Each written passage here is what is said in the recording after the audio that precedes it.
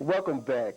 Joining me on the set now is 21 Alive news anchor Marti Wright, and we're going to talk about the media from various aspects, and both from a, like I say, from a national aspect, and also a business aspect, and also from a local aspect as well. Marti, I want to thank you for taking time out, getting up. This show is being taped on Saturday morning, January 19th, so Marti is being gracious to get up and join us here. I want to thank you for taking time out to do that. Let me just first of all say that we had asked both Rhonda Pickett and Patricia Witt to also join in this discussion. However, they had previous commitments and were not able to attend, so we're very glad to have Marti with us. Marti, a lot of things to talk about, but let me just start off. I usually ask everybody that sits in that chair to tell us a little bit about themselves. Well, a lot of people probably know a lot of things about Marti, but Marti, tell us what Marti would like us to know about her. What would you like to tell us about? I had to think about this. You gave me a few minutes to think about this, and I had to think about this. I guess the only thing I can think of is that I am a suppressed or repressed lawyer. Ooh. I wanted to go to law school, but I got tired of school. Okay. And that's how I got in this business. I was fortunate enough to get an internship here locally and just decided I wanted to be in television. And just deciding I wanted to be in television didn't mean I automatically was. Right. But I received a job at a radio station, worked at WMEE for a year and a half, Right. and then got a job at Channel 21, which was great. But I think someday, if I ever live in an area where there is a law school, maybe I could take some law courses part-time. This is my love. This is my business, and I love it, and I'll always be in it. But I've always had the love of law. Not Really? sure why. Well, that's interesting. I Maybe didn't know to that. save some money. I don't know. Well, lawyers take money. We know that.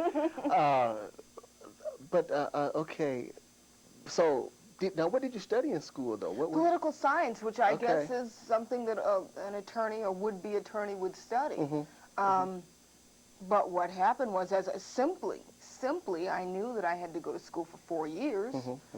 That was kind of drilled into me ever since I was 2, 3 years old. Okay. And I really wanted to go to law school, but I simply became tired of school, and I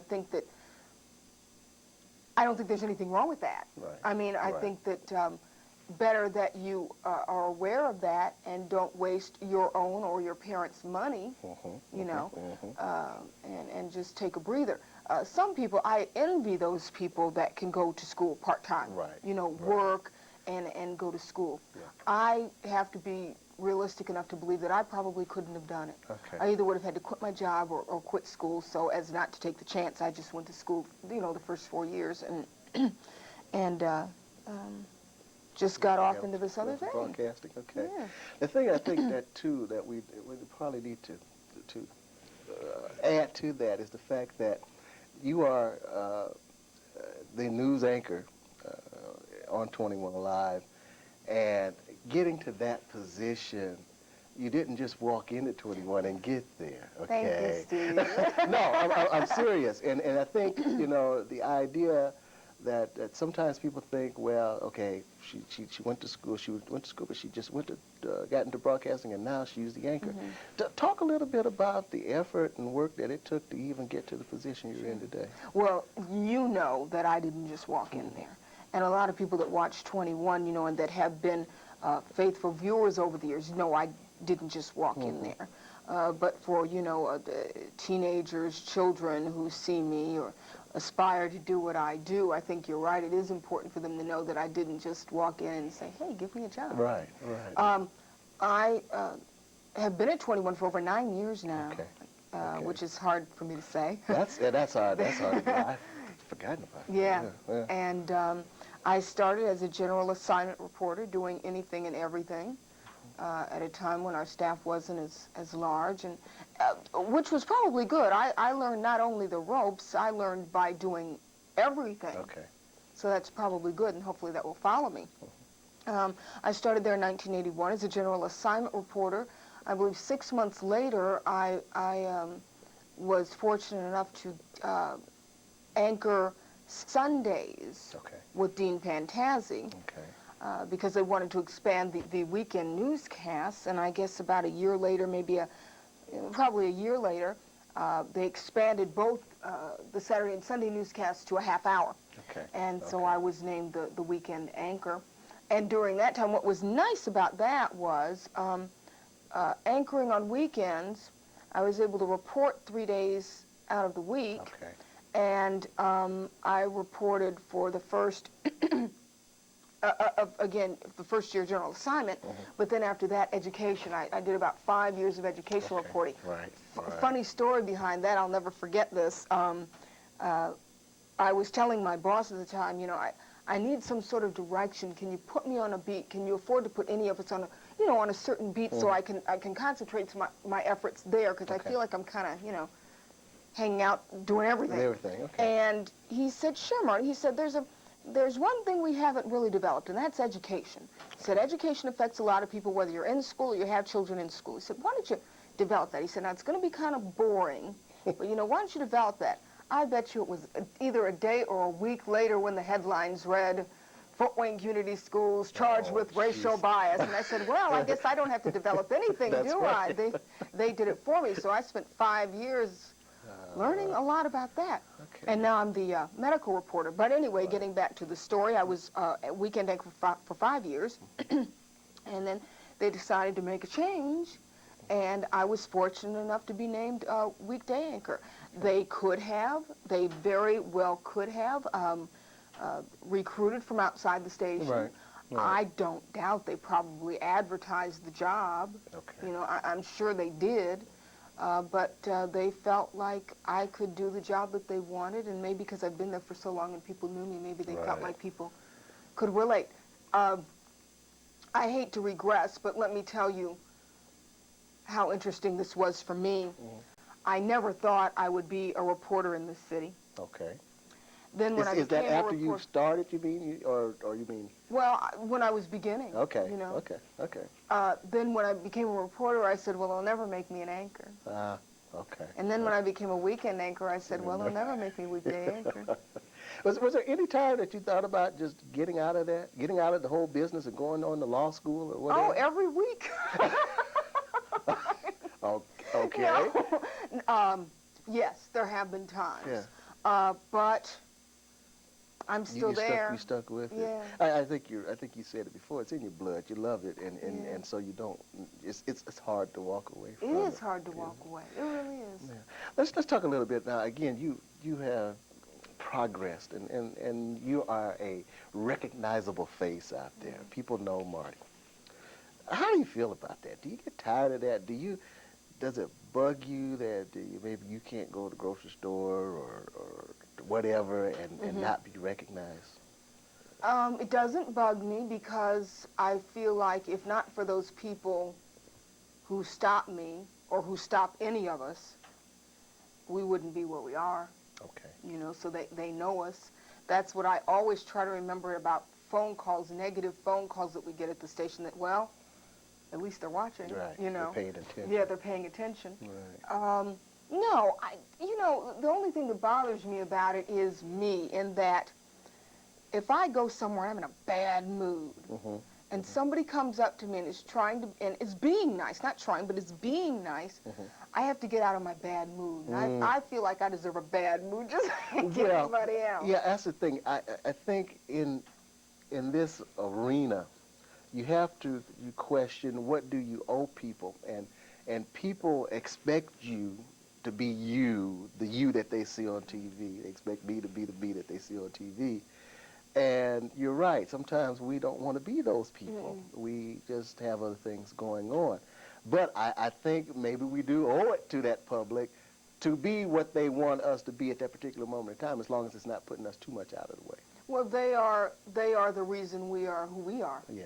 They really are, the viewers. And the only thing that I've reserved the right to do is, when I get up on a Sunday morning or whatever and go to the grocery store, I refuse to put on makeup.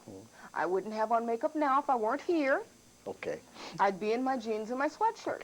So I reserve that right. I reserve to keep that part of me. Right. And if people question why I do that, I deserve to be in sweats just like anyone else. Yes, that's right. You get to relax too. But people are real nice. And even if they're critical, I mean, it's really okay because at least I know they're watching. And most of the time, they have a legitimate point by whatever it is they're saying. Okay. Okay. All right. Good. Well, let's a little bit. Let's talk about the business, if you will, of the media. And particularly, again, this show being taped on January 19th. We've just started the conflict over in the Persian Gulf, and so we the public have been bombarded by the media, broadcast and television in particular. We have just been bombarded with news and information. Generally, now, there's two questions here. Number one, has there been too much information provided to the public? I mean, more information than they even need to have or digest. Number two, what is the dollar motivation behind that? As far as if we've been giving the public too much information, I don't think anybody can have too much information. Oh. If we're talking about giving the public recycled information, continuing to talk about the same thing over and over again, that's a valid point. Okay. However, I would point to a couple of days ago or yesterday when ABC decided to go back to regular programming, and then a half hour later or less had to break back into programming because of what turned out to be a false alarm, but they had to let us know.